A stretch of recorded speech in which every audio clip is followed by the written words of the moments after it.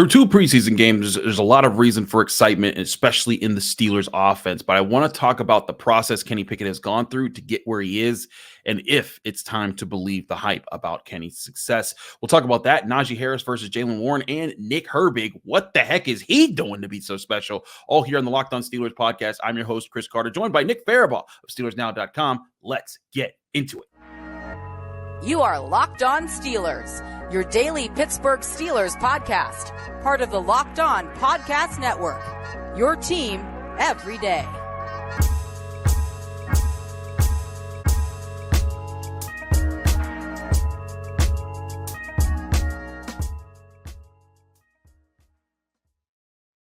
Hello and welcome to the Locked On Steelers podcast. I'm your host, Chris Carter, bringing you your daily dose of all things in the Pittsburgh Steelers. As always, you can find this show on your favorite podcasting apps and on YouTube. Like this video if you enjoy it. Subscribe to this YouTube channel to get all of your daily Monday through Friday episodes, as well as our bonus content like we had this past weekend. Check out the Sunday episode where I gave my initial reaction to the Steelers preseason win over the Buffalo Bills. As always, like I said, you can find the show in all those locations. And today's episode is brought to you by BetterHelp Therapy Online.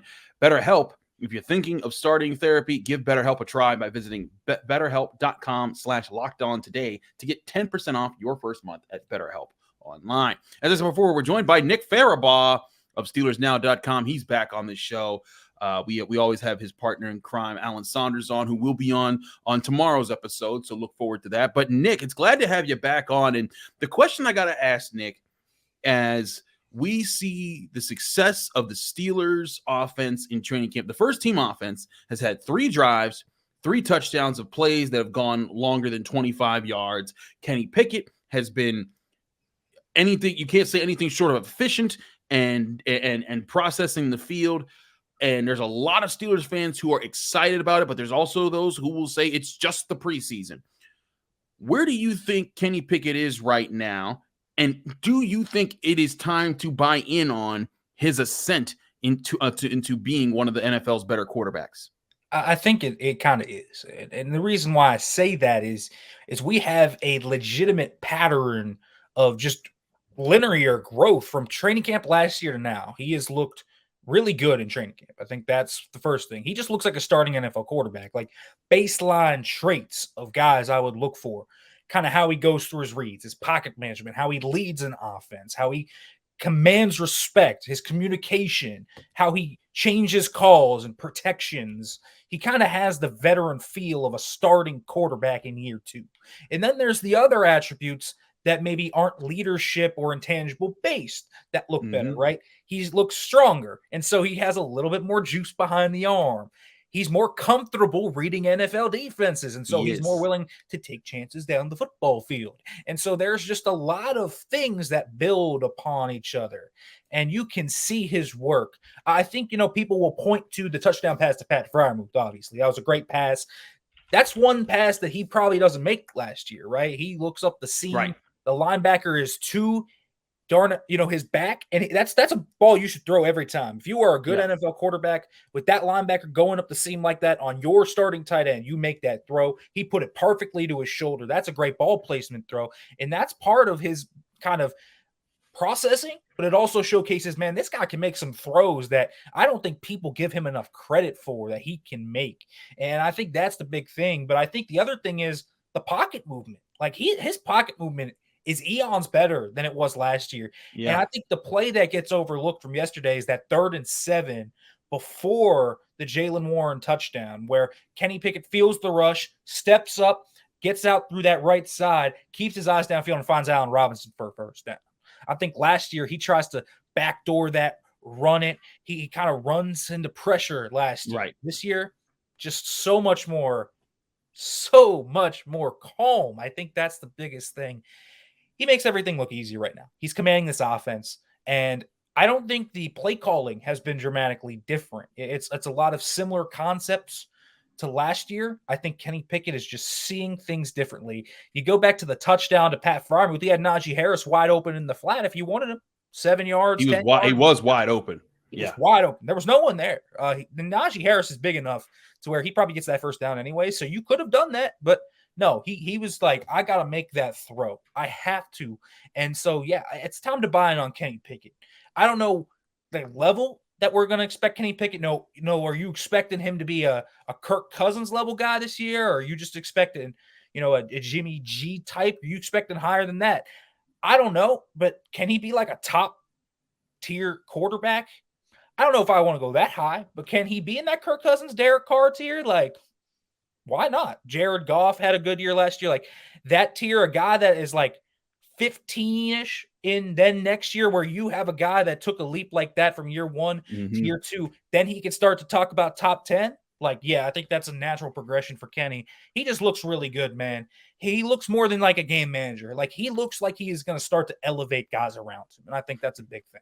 I think that's a huge thing. That's what you want your quarterback to do. I think that's Trevor Lawrence took a similar step up last year. I really think that one thing that Kenny Pickett brings is his leadership. I've said that a lot, but when I say leadership, it means like it's everything else is rising around him. We got to catch up a little bit with Najee Harris after the game. We're going to talk about Najee Harris and Jaylen Warren in the second segment, but I want y'all to listen to Najee Harris as he talks about the offense's progress from top to bottom, not just him, not just the offensive line, but everybody. And even talking about how when I ask him about Kenny Pickett, he's like, yeah, he has taken up a step up, but so has the entire group. And that's kind of the point. Here was what Najee Harris said when we talked to him Saturday night after the game. Najee, how has the offensive line coalesced this year? How have you seen them kind of grow as a group to create more opportunities for you guys in the back? Yeah, man. I think that, just them spending some time together, obviously, it's 3 years now. Some guys already meshed together. You got Dan and Chooks.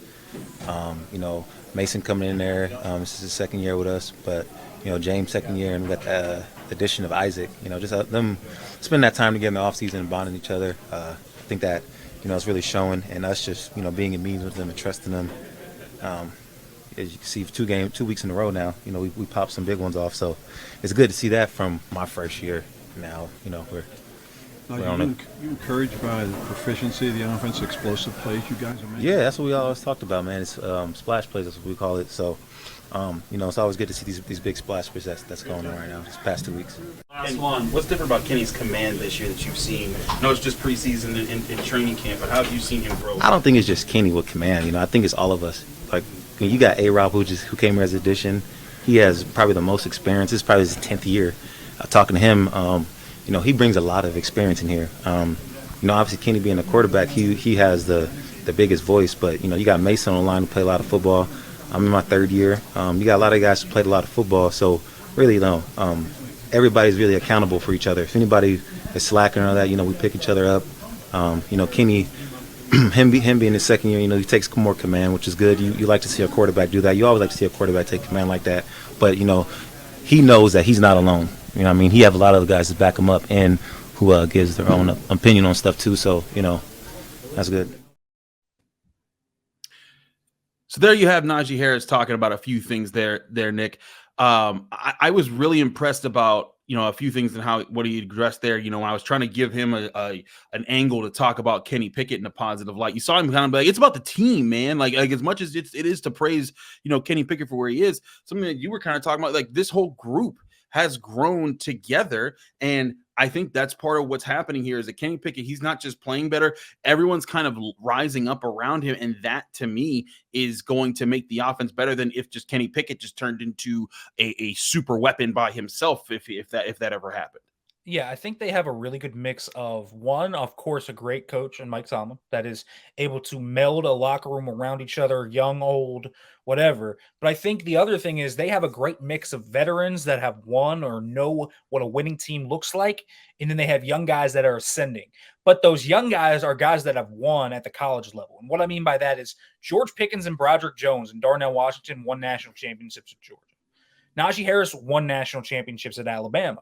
Kenny Pickett won an ACC championship at Pitt. So these guys know what winning looks like. Winning football is contagious, and don't let anyone tell you otherwise, because winning is 100% the goal of every team, but not every team goes into every year with this like hardcore mentality, right? Like, this is how we can win. This is how we do it. We have a clear, concise plan of how to win. The young guys know how to win because they've won in college. The older guys like Cam Hayward, TJ Watt, Patrick Peterson, all these guys know and have been in the NFL long enough to guide these guys through an NFL season. And so the defensive veterans, in my opinion, along with guys like Allen Robinson coming in, are able to guide a Kenny Pickett, a George Pickens, a Najee Harris, even a guy like Deontay Johnson, who maybe hasn't fully been there yet in his career, entering year 5 now. You're able to guide those guys. They just have a lot of winners on this team. And I think that's a big thing that the Steelers have started to look for with this rebuild. They want winners. They want dogs, if you will, right? That is a thing. They want those guys because winning's contagious. And I think that's what Najee Harris is talking about here. And part of that is Mike Tomlin knowing how to bridge that culture gap between that young and old group and running it forward.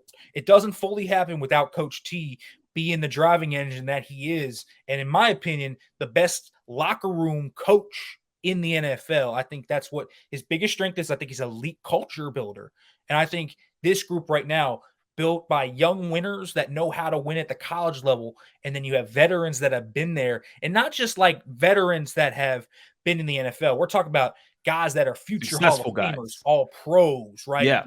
So that's the difference, I think, between that. And so I just think you have great veterans teaching young, win-hungry guys to win at an NFL level. I agree. It's a great observation on your part about talking about the guys that have won championships. And I do think that's something that the Steelers have been looking for in college lately. They want talented guys like Keanu Benton out of Wisconsin and Nick Herbig out of Wisconsin, who we'll talk later about in this show. Like, you get guys like that, but you also want guys, like you said, that are part of those winning type of clubs, of organizations, of programs that know, hey, this is what it takes to get to that level. And we're driving forces on. Like, Najee Harris was a driving force when they won a national championship. Broderick Jones, a driving force. George Pickens, not a driving force because of his injury, but he was a big factor in them down the stretch there when he came back and he was healthy. So I'm right with you. And then, of course, Kenny Pickett was the driving force of Pitt winning an ACC championship game with all that he did. I want to talk about Najee Harris and Jaylen Warren. We'll do that in just a minute here on the Locked On Steelers podcast, so don't go anywhere. I'm your host, Chris Carter, here with Nick Farabaugh. But first, before we do anything else, I want to remind you this show is sponsored by BetterHelp Therapy Online. With life being full of twists and turns, it's important to show up for yourself through all of them. I've faced plenty of times in my life where I've needed to shoulder on several burdens, but I didn't know how, and I would find answers thanks to help from good therapists. BetterHelp Online Therapy will assess your needs and can match you with your own licensed professional therapist in less than 48 hours. It's not a crisis line. It's not self-help. It's professional therapy done securely online, available to people worldwide. You can log into your account anytime and send a message to your therapist. With therapy, it can take a few tries to find the right fit for you. BetterHelp makes it easy and free to change therapists if needed, and they have a special offer for our listeners right now. Get 10% off your first month at BetterHelp.com/LockedOn. That's BetterHelp.com/LockedOn for BetterHelp Therapy Online.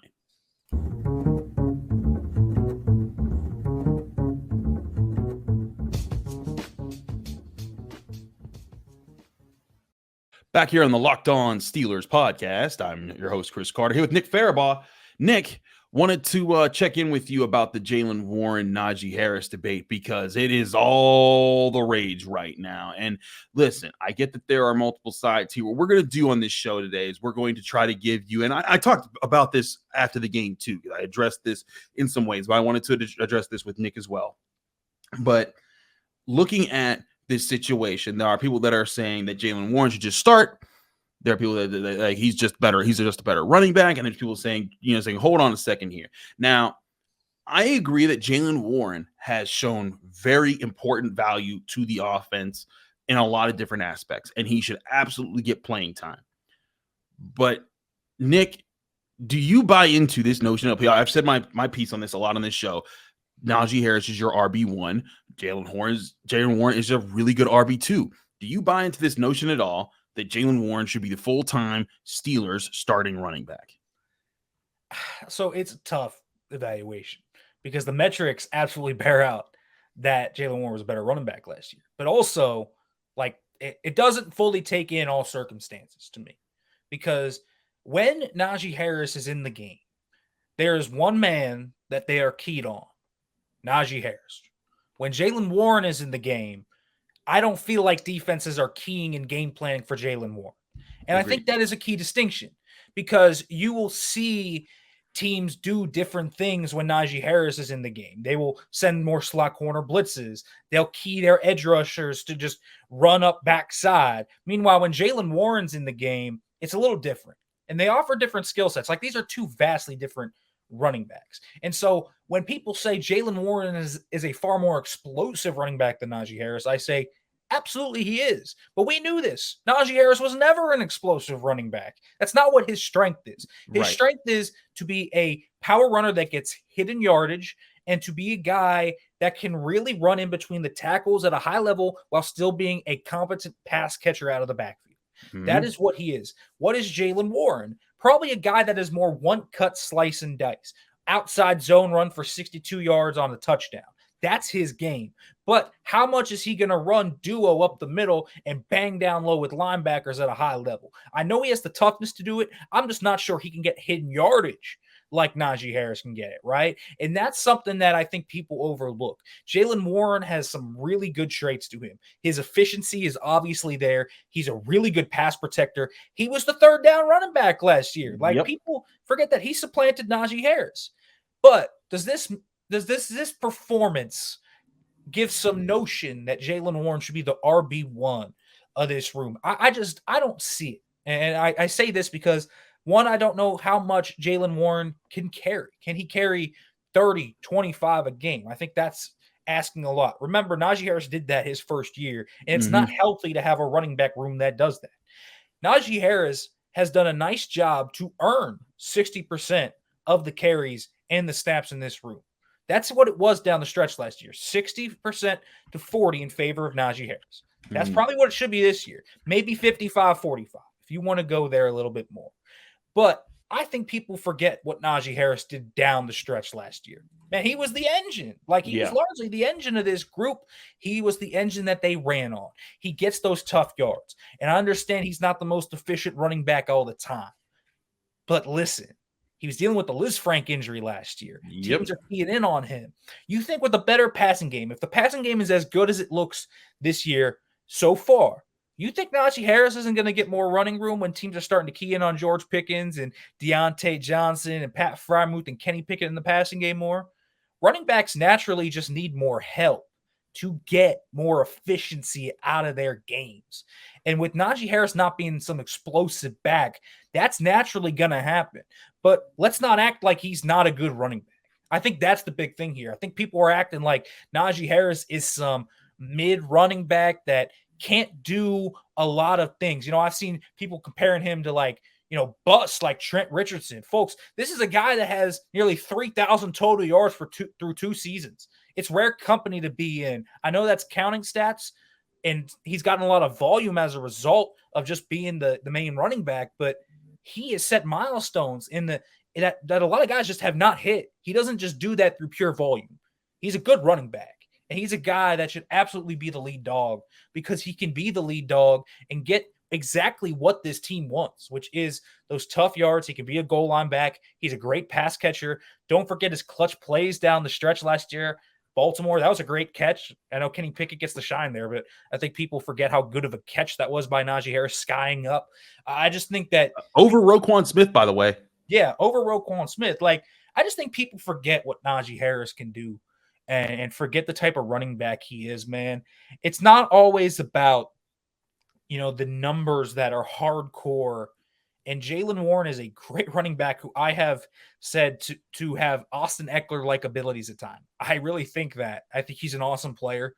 He's one of my favorite running backs to watch in the league. But, let's be real here. Najee Harris is still a really good football player. And so I can't buy pushing down Najee to push up Jaylen Warren. And again, I think that the answer here is if you want to see more Jaylen Warren, you will.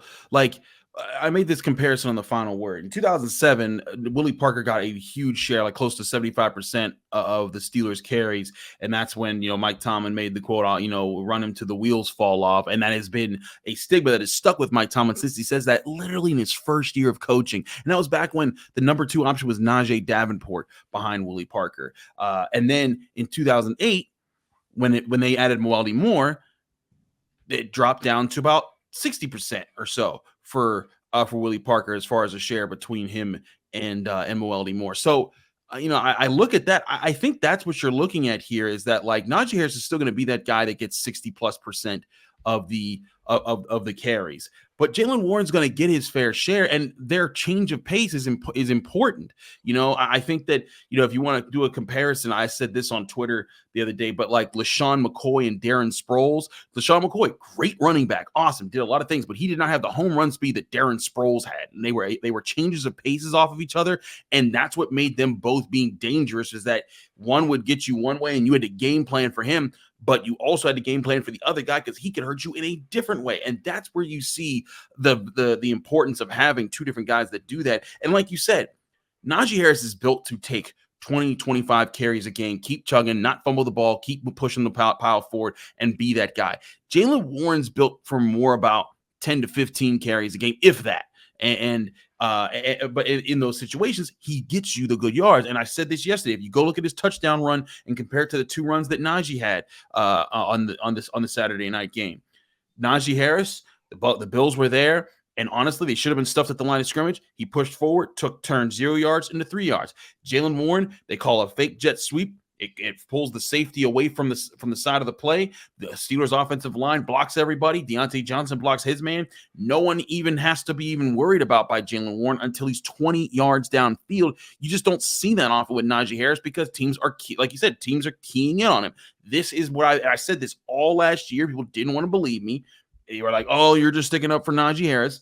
I'm just telling you how it is and what I see on tape. And it is clear at this point what we're seeing on tape. And to your point, Nick, it's not anything bad about Jaylen Warren. I like the way that he runs. I had Eddie Faulkner. We had clips of him on this show when we talked to him in last year's training camp before we even saw him play in games. He said, Chris, he was our number 6 running back of the 2022 class. We loved that guy. We just were waiting to see who would take him. No one did. So then we got him, and we were ecstatic about it. And that's the Steelers value this guy. And I think he brings tremendous value as a number 2 back, but as a number 2 back, and that's where I think people need to relax and come to reality about the situation. Yeah, and listen, I also think just this in this league right now, if you're a number 2 back, you're a starting player. Like, yeah, I think people don't understand that. Like, it's like 3 wide receivers, right? Like, you need 3 receivers, you need 2 backs now. Like, Jaylen Warren is basically a starting running back. But let me kind of take you through the second half of the year here. Mm-hmm. This is the amount of carries that Najee Harris got in each game he was healthy last year and played a full game in. 20, 20, 17, 12, 24, 16, 22, 23. That's the amount of carries Najee Harris got last year in most games. Do you want Jaylen Warren, and do you think he could handle 22, 23, 20, bang, bang, bang, back and forth like that, plus the receptions he would get? Because if you're using Jaylen Warren, why would you not use him in the passing game? It's one of his biggest assets. So that is at least 25 touches a game. Do you think Jaylen Warren's going to hold up like that throughout the year? What I would rather it be is I would rather drop Najee's kind of carries a little bit from 23 to 22, make it more around that 17, 18 mark, get Jaylen Warren up to around 11, 12, make it a 60-40 split, which is what it was in the last 2 weeks of the season when they even had some pony set. You remember the Baltimore game. There are ways to get Jaylen Warren more playing time without being a detriment to Najee Harris. I think that is one thing that is true when we talk about this debate.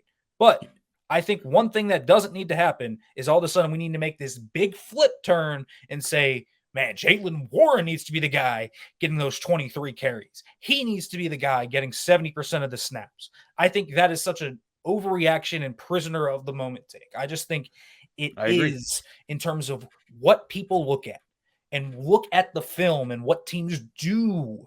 I think it's overthinking it. I just think you're overthinking what Najee Harris is to the team. You just are. I'm not going to say he's like some elite running back, but he's a pretty darn good one. Yeah. I want to get to the clip of Najee Harris explaining that there's a plan for how he's being used. This was him in the Steelers locker room Saturday night after the game. How do you feel? I mean, do you need more or are you okay? I mean, 2 carries. I mean, do you need more? More? I mean, we came in with a plan. I talked to Coach T at the start of camp. So, I'm just following Coach T. Whatever he said, go. Does that make you just ready to get to the regular season so that you can get in there and be more physical, things like that? Yes, but no. Of course I want to play more. I always want to play more. I want to get my feet wet too, in a way. but there's always a plan to everything. Also, though, but these young guys that we have need this experience. They need these reps, you know, and to be in his 4th year. But, you know, this is the best he looked all 4 years he's been here. This is my 3rd year. It's the best he looked all 3 years. Him just, you know, I think him just playing with more confidence and everything, and looks amazing all camp. You know, obviously Jaylen, this is his 2nd year. You know, him just getting comfortable in the layout and everything. And we got a lot of guys in the backfield too. The receivers that we got, you know, Darnell and, you know, Calvin, this is his 1st year being back off the list. Frank, him just getting comfortable, getting a lot of reps in the game. You know, he needs all that. Darnell needs reps. You know, you have I forgot, man, so many people. But yes, you got Brock. Yeah, you got Brock, man. Brock's in there getting some rest because, you know, this is a long season. So for us just to come in there and really just, you know, worry about each play and stacking bricks, I think that's good for the team and the outcome. No, what do you like when you see Jaylen get the ball? I mean, yeah, he's a good player, man. So I mean, I guess efficiency. I don't know how to answer that. He hits a hole. I mean, he always says, "I see it and I hit it," huh? Yeah. So there you have Najee Harris addressing several things there, but one about his lack of carries. He understands, and I've said this before. I'm pretty sure the Steelers are telling him, "Relax. The team does not need him to ball out in preseason, get hurt again, and then start the season off cold the way he did last year with the Liz Frank injury. They want him healthy, ready for week 1, and then they're going to ask him to turn it up. I think that's why you haven't seen him be that key playmaker all throughout training camp, because he was a training camp warrior the last 2 years when he was practicing. I think they told him, like, listen, Naji, everyone knows that you're a beast athletically. Just need you to be healthy for that. And then, you know, him addressing, Jaylen Warren in the depth at running back, saying, hey, he's efficient. He knows what it is. I think Najee Harris knows that he's the guy, but he also knows that the plan right now doesn't involve him, and so he's just being quiet, being a good soldier, waiting his turn until it's time for him to get the chances to carry the team again in the regular season. Yeah, and I say this as a guy that has watched the running back market evolve, that's not always easy, right? It's not always easy to see the guy that's behind you play at a high level, but I think nowadays a lot of running backs are starting to appreciate the guy that gives them a little bit of a breather. And I think it has to be, because part of the reason that everybody kind of laments running backs is because they get so much mileage, right? You know, you talk about Saquon and Josh Jacobs. Well, we're talking about two teams here that historically in those tenures, whether it was, with Saquon obviously getting hurt a lot, but a lot of those guys did not have a lot of breathers. A lot of them were playing 75, 80% of their snaps. And so there really wasn't a handcuff for those guys. And so the fact that Naji has a handcuff and only has to play 65%, 60% of the snaps, folks, it is increasing his chances, in my opinion, of getting a second contract. He's not going to have the mileage as most guys will on them. You look at the guys like that have gotten the second contract, Nick Chubb, an AJ, an Aaron Jones, because you look at who they had as backups, Kareem Hunt, right? AJ Dillon, Jamal Williams, all these guys that have kind of been able to give these guys a little bit of a breather. Now they're able to play a little longer, because if you run them into the turf, they end up washed earlier. And I think one of the key things has always been extend Najee Harris's career. And that's what they're doing here. They're playing the long game.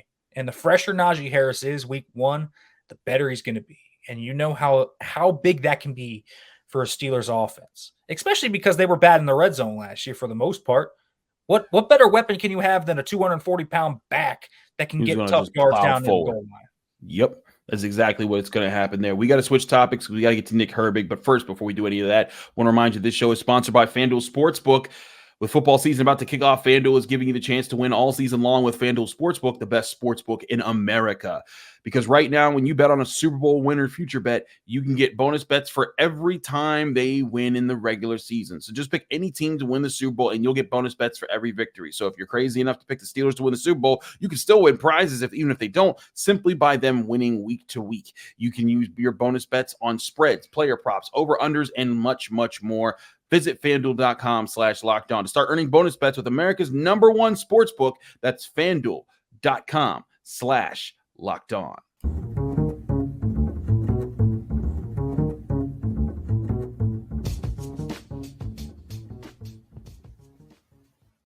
Back here on the Locked On Steelers podcast, I'm your host, Chris Carter, here with Nick Farabaugh of SteelersNow.com. Nick, the other Nick is Nick Herbig, and he has been dominating preseason, training camp. Anytime we've seen him, he's been the story, whatever you want to say. He's been a playmaker. He's been a disruptor. And, you know, you and I have talked about the moves that he displays. He has a ghost move already in his repertoire. He finds ways to beat people with quickness, with speed, and with really good technique. What is making him so good against people? Because now he's doing this against guys, offensive tackles that are supposed to be better talented tackles in the NFL. Man, it's a few things, but I think the very first thing you have to look at is his explosiveness. I mean, he is so explosive off the line of scrimmage. You look at his strip sack, and you can easily argue that right tackle false started.